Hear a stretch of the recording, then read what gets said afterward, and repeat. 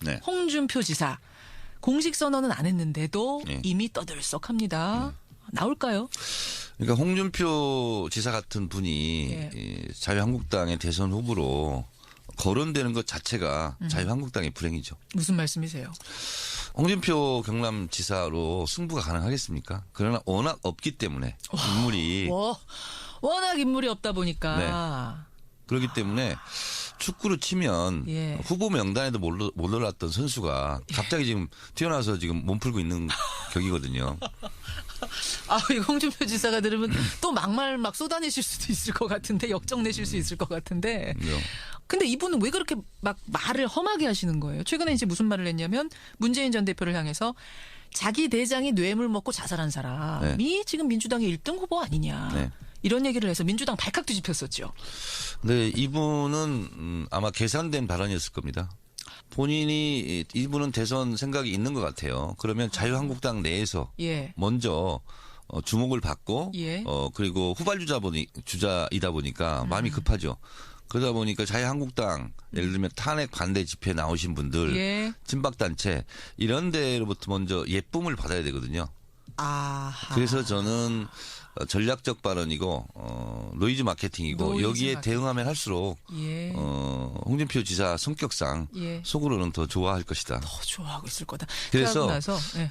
여기에 대해서 가타부타 대응하기보다는 그냥 예. 족족 예. 사법 조치를 하는 것이 사법 조치에 들어가는 게 사실은 민주당에서 이제 사법 조치 얘기가 나왔어요. 네. 막말하지 마라 얘기가 나오니까 어제 홍준표 지사가 또 뭐라고 했냐면 아니 이게 무슨 막말이라는 거냐? 나는 그냥 팩트를 말한 것뿐이다. 네. 아니 대장이 뇌물 먹고 자살한 거 다 팩트 아니냐? 받아쳤거든요. 네.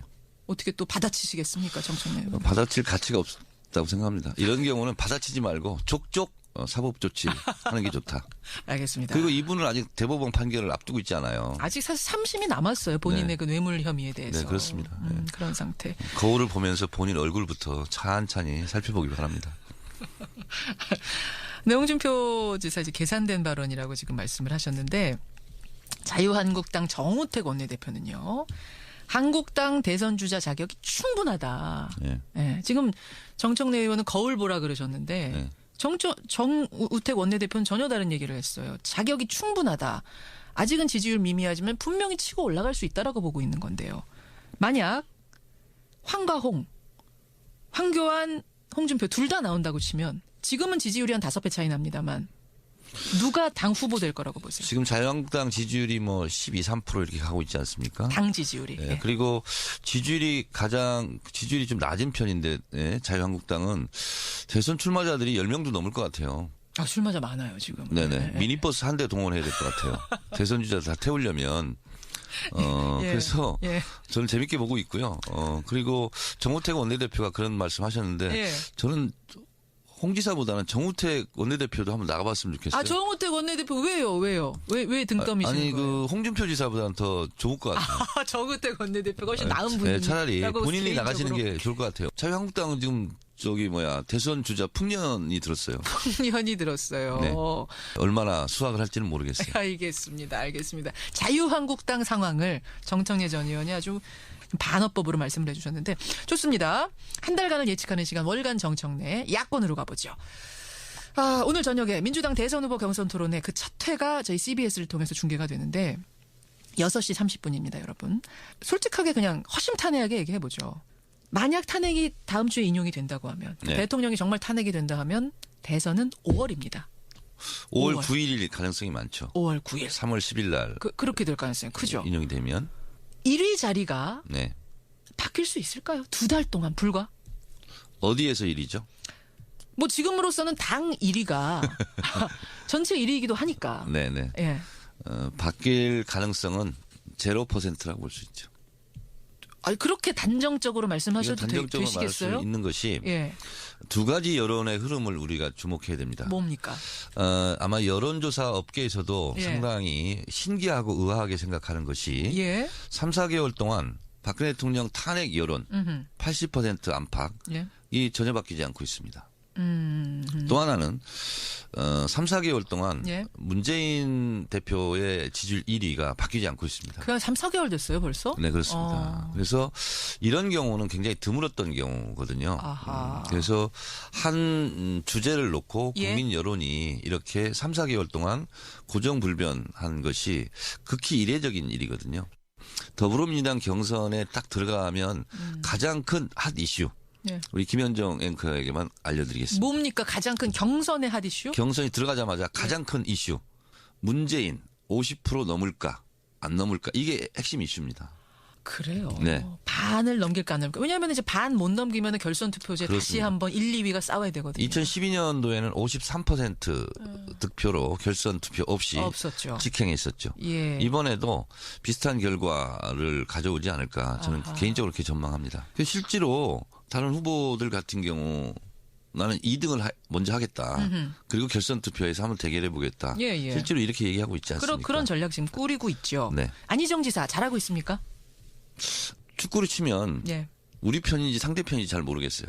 그건 또 무슨 말씀이세요? 당연히 민주당 편이죠. 민주당원이신데. 아니 공을 차는데 예. 어느 꼴대로 공을 차고 있는지 잘 모르겠어요. 어떤 걸 보면서 그런 생각하셨어요? 아니 지금 특검 연장도 반대하고 있는 자유한국당. 예.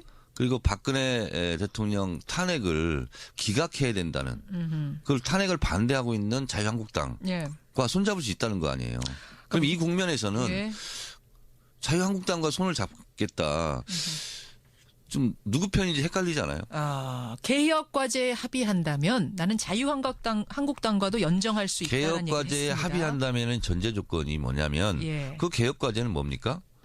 박근혜 대통령 탄핵 인용이에요. 그리고 특검 수사 연장을 통해서 예. 박근혜 국정농단 사태에 대해서 정확하게 철저하게 수사하는 게 지금 최고의 개혁 과제입니다. 과제인데.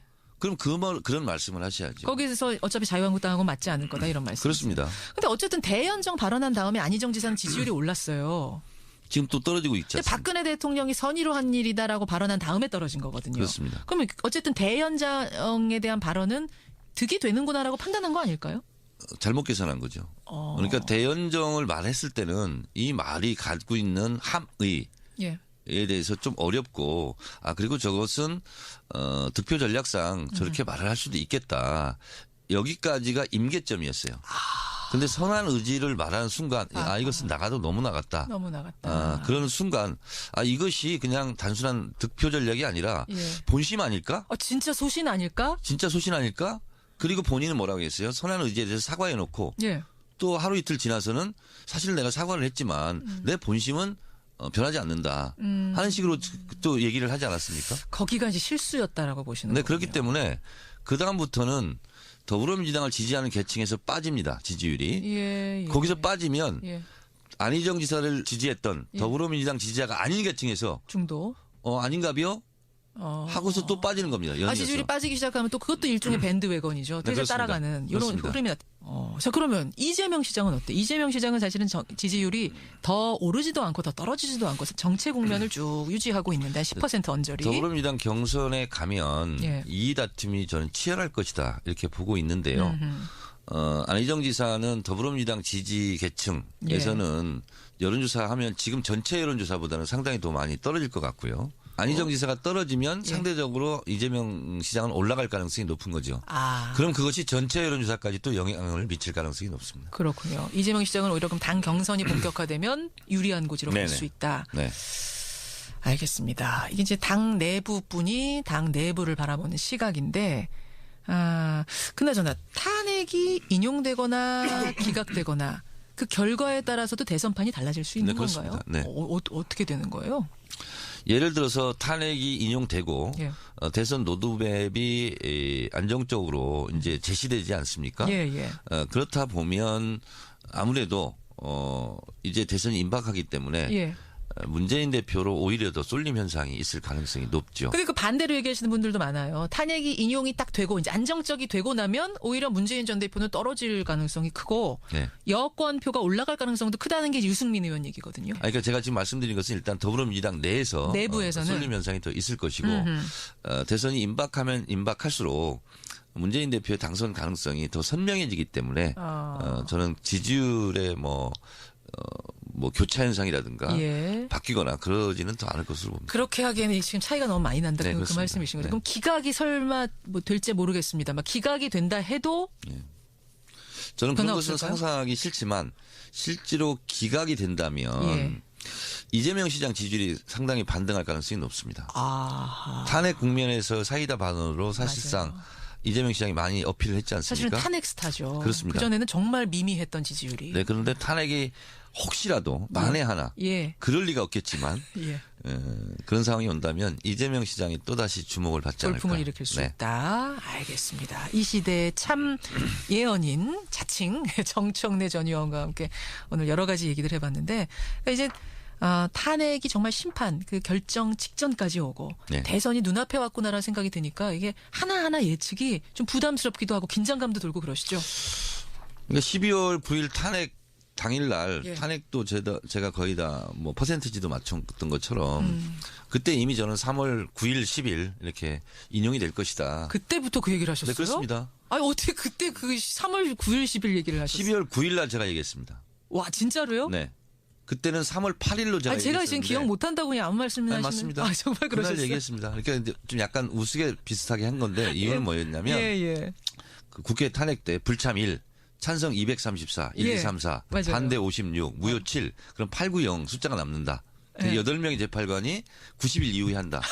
그 90일 이후가 3월 8일이었어요.